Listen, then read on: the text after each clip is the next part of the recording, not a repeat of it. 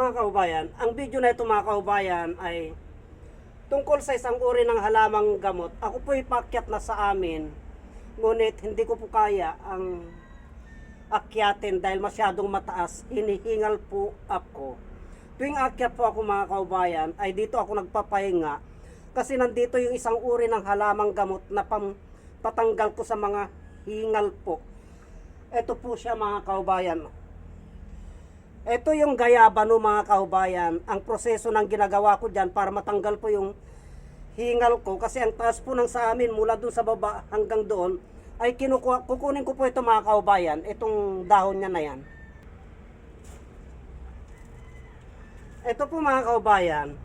Ang proseso ng ginagawa ko dito ay inaamoy ko lamang po ito. Pampatanggal po ng hingal. Ayan po.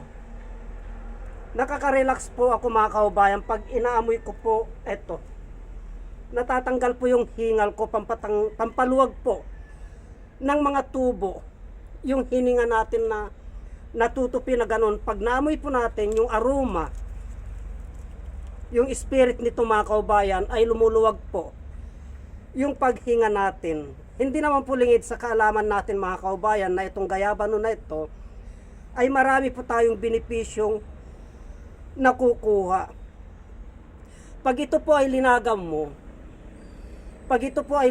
mga kaubayan, yung mga taong hindi na pagkakatulog, yung nasisira po ang pagtulog nila, ay pwede po ito, ginagamit po namin ito mga kaubayan sa mga taong hindi gaanong napagkakatulog.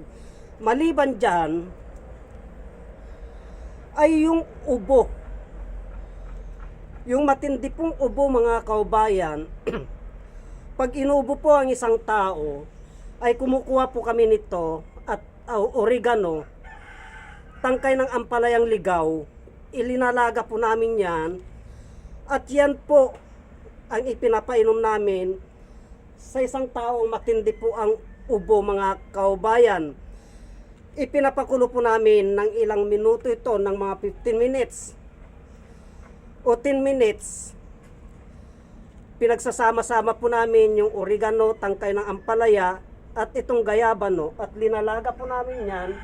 Pagkatapos po mga kaubayan, ay siya pong pinapainom namin sa may makapit na ubo. Yung ubo ng ubo, yung matagal na pong ubo, yung makakatipo dito mga kaubayan, ay yan po ang ipinapainom namin. Maliban po dyan, pag ang isang tao po mga kaubayan ay namamaga po yung kanyang katawan, makikirot po ang kanyang katawan, lingid sa kaalaman natin, itong gayabano na ito ay may kakayahan po na lunasan, gamutin yung pamamaga ng ating pangangatawan, yung mga kirot-kirot po. Ang proseso po ng paggamit nito mga kaubayan ay ganun din po. Ilinalaga po namin ito ng mga ilang minuto, at yun po ang pinapagawa naming tiya ng taong namamaga yung katawan. Ganun din po ang proseso yung mga hindi po napagkakatulog. Kaya wag po nating baliwalain itong kakayahan ng gayabano mga kaubayan, kasi po napakarami po tayong benepisyo na nakukuha dito sa gayabano na panglunas sa mga karamdaman. Katulad ko po mga kaubayan, dahil itong lugar po namin ay napakataas po. Mula dun sa baba, wala pa po ako sa kalahati. Mula dun sa baba hanggang doon sa amin, mataas pa po yan mga kaubayan, wala pa sa kalahati yan. Diyan, sa taas na yan, wala pa po sa kalahati yan.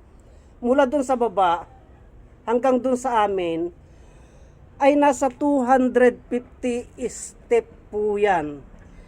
Hindi mo po kakayanin na aakyatin ng diretsyo mga kaubayan. Kaya dito po sa area na ito, tuwing ako po yung makyat sa area na ito, dito sa kinalalagyan ng halamang gamot na itong gayabano,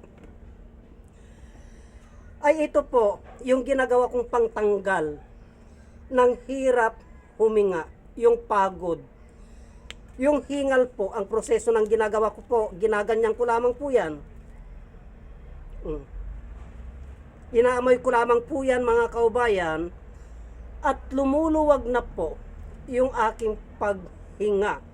Ganyan po yan ang kakayahan ng gayabano. Ibig sabihin po, pag napapagod po ang isang tao at yung tubo po na dinadaanan ng hangin, pag tayo po ay napapagod papuntang baga, natutupi po yun, kaya nahirapan tayong huminga.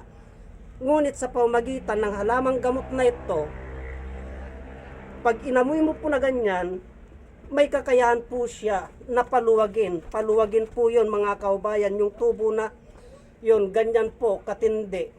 Ang halamang gamot na ito, na kung tawagin po mga kaubayan, ay gayabano mga kaubayan. Kaya tignan nyo po, halos tumutulo po ang pawis ko, yung hingal ko, pero natanggal na po yung hingal ko mga kaubayan. Kaya wag po nating baliwalain ang kakayahan ng gayabano. Marami pong salamat.